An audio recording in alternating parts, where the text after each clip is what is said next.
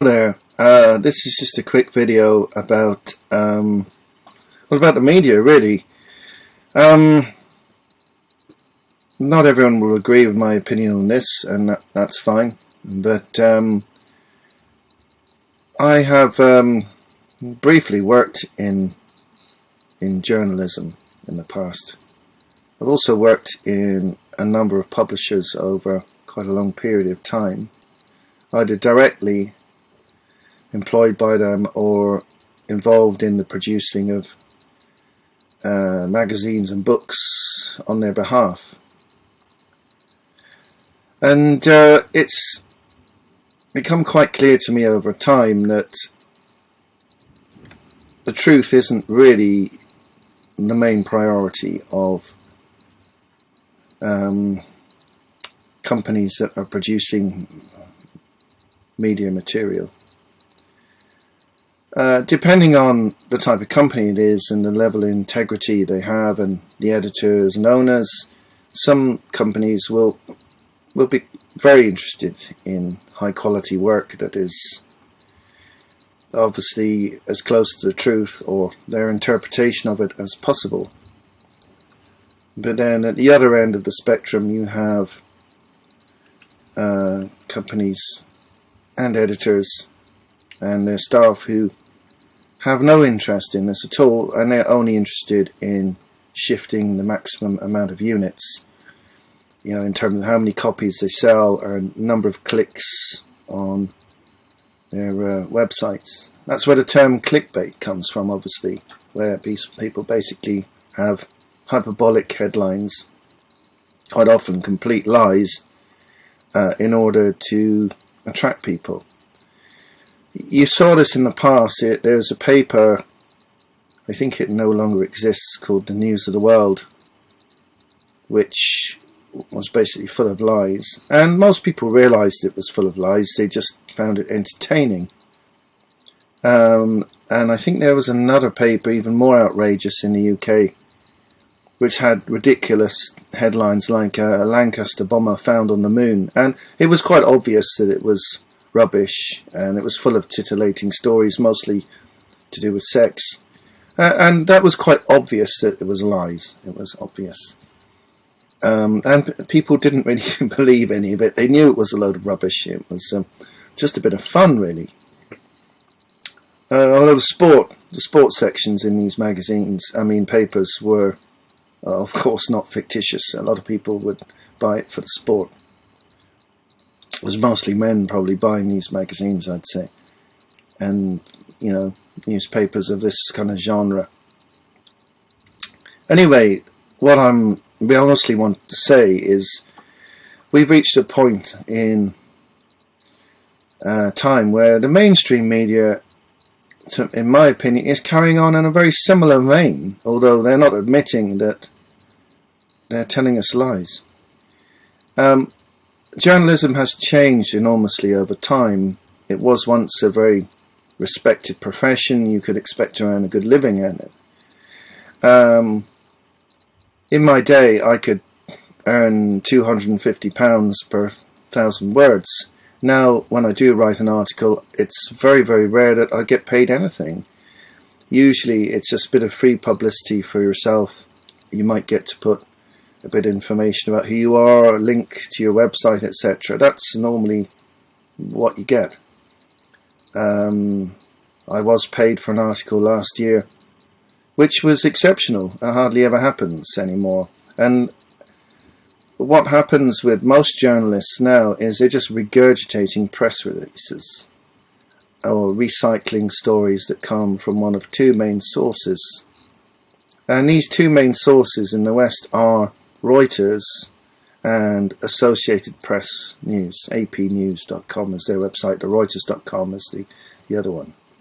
So if you look at any of the stories you'll find in The Guardian, in Fox News, in The Telegraph, in the Irish Times, any of the English-speaking world, Sky Australia, whatever, most of these stories, I'd say 90% of these stories, are coming from either Associated Press or Reuters. And there's very, very little changes in most cases from the original versions that you'll find on those websites, which just demonstrates the kind of apathy and laziness of the journalists, or in the case where there's no budget, they're just being told by the editor just copy that and change a few sentences around, spend minimal time, because they don't want to spend money on proper journalism anymore. So one of the problems with only having two major sources is that both these sources are incredibly compromised, in my opinion. They are incredibly influenced by both the EU and by the American government.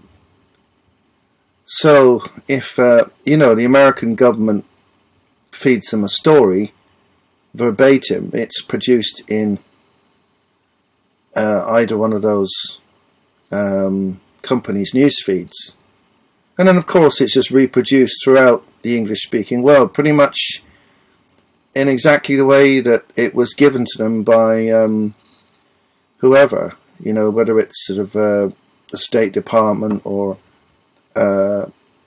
coming from the CIA or whoever, or the equivalents in the EU or in Britain. It doesn't seem to make a whole lot of difference. You're still being fed a very coloured, very biased viewpoint. And unfortunately, a lot of people haven't realised how news has changed over decades. That actual real journalism, investigative journalism and independent editorial content has sort of pretty much disappeared because the internet has changed everything. People can't sell newspapers, magazines as successfully as they used to because of the internet, and to a massive extent you're reliant on advertising, because people don't pay for the content on the internet to a large extent like you would go out and buy a physical paper and hand over money to a news vendor. When you go onto a news website such as, say, CNN or Fox or whatever it may be, it doesn't matter whether they're left wing or right wing, they're still getting their news from the same sources, and because you don't pay for the website, they have to placate their advertisers, and in some cases they're also receiving funding from political sources. So they're completely biased. They're not able to be impartial because they are at the beck and call of these people in order to survive, because they can't actually sell subscriptions or sell physical copies to a large extent. Over time, circulation of newspapers has crashed. Since the 1980s, it's been steadily going down. And that leaves editorial departments in a very compromised position, where even if you have an editor with integrity who wants to break stories, wants to present an alternative view, they're often not able to do so because they're under huge pressure from the owners and from shareholders not to do anything that will damage the revenue of the business.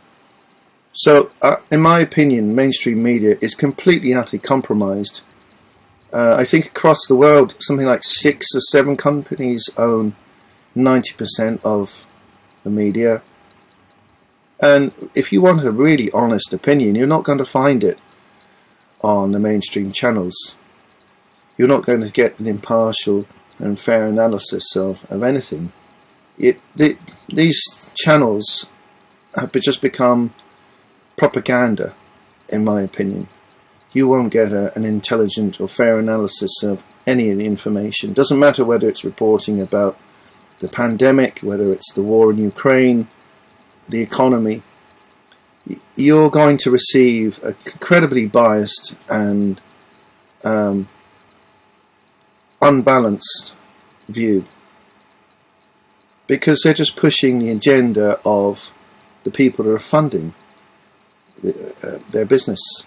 They don't really have much choice, because without a different model that's based on actually selling to the public. If you have a subscription channel or you're selling a physical product that the public will buy, they are funding your business.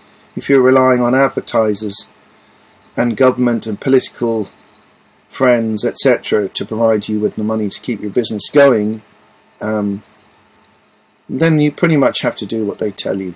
So, and that, in my opinion, is why we are now in a time where journalism and news reporting has been completely destroyed and polluted by corruption and no longer really exists as an honest form of communication. There are a few exceptions. People like John Pilger, who I very much respect. He's quite elderly, he's been around a long time. I don't think he's in a position where he cares whether people want to try and shut him up. He's just got to do what he's always done, with great bravery, I might add. And he's not interested in how many people are going to listen. He's not interested in advertisers. He's interested in communicating the truth to people as he perceives it and uncovering corruption and such like. Unfortunately, people like him are in a very small minority. There's very few reporters now who have the integrity, the guts, the bravery to actually work in the way that he does, which is an awful pity, because I think at this point in time that's more what we need than anything. And I would advise anyone who's been watching the mainstream media to either reevaluate how you perceive it, or just don't bother watching anymore, because, well, in my opinion, it's 90% lies. They may take actual events which are true, but the slant they put on them is so twisted, inaccurate and false that they just turn everything upside down if it suits them to do so, if it suits the narrative that they've been told to push. They just turn everything around. It's amazing how you can change simple facts to completely mutate a story or a narrative to suit your benefactors. This has always gone on. You know, go back to Roman times or earlier, people were communicating lies for the benefit of either to the administration or for a particular person. But this has reached this level of sophistication that's absolutely quite shocking now. So I would recommend a high degree of discernment and taking everything with a pinch of salt, because it's difficult to know who you can actually trust anymore, because often the links between the media and their benefactors are completely hidden, so you don't know what their motivations are for presenting a certain story, and that makes it very difficult to know if people are telling the truth or just trying to steer you in a certain direction. So anyway, that's my take on things, and yeah, I'm very distrustful, maybe too much so, but if you look through history, I think you can see good reason for lack of trust in the media. So thank you for listening. I hope you enjoyed that. Feel free to click the like button or subscribe if you want to hear about more about this kind of thing or various other subjects I'm interested in. If you look, I've got several playlists on different areas of life that interest me. Okay, that's it for now. Bye bye.